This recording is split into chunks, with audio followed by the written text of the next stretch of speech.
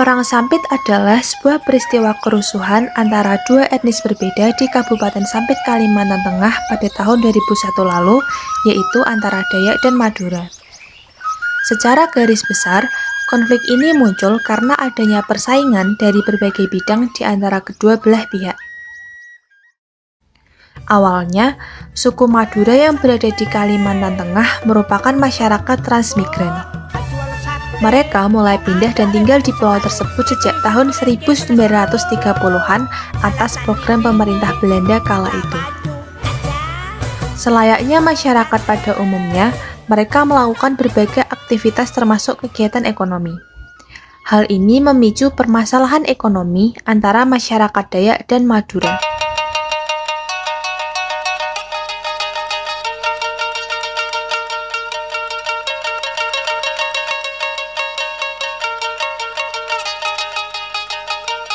Namun, hal tersebut bukan satu-satunya alasan di balik konflik ini terjadi. Pada pertengahan bulan Desember tahun 2000, hubungan antara masyarakat suku Dayak dan Madura kembali memanas karena adanya bentrok di desa Kerengpangi.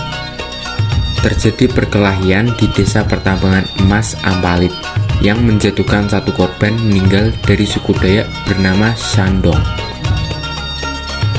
Mendapati kejadian ini, keluarga dan kerabat korban pun sangat marah.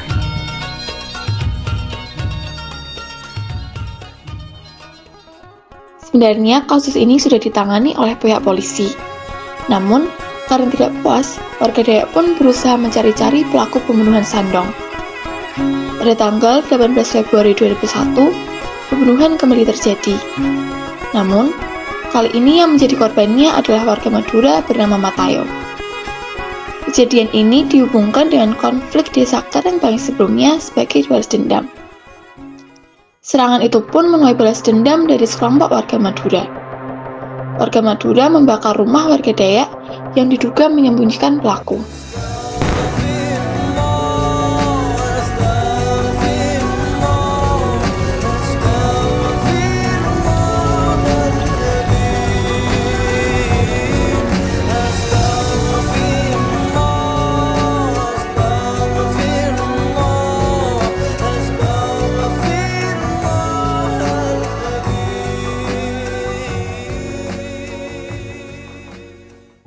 Peristiwa inilah yang kemudian menyulut konflik yang lebih masif antara etnis Dayak dan Madura di Sampit.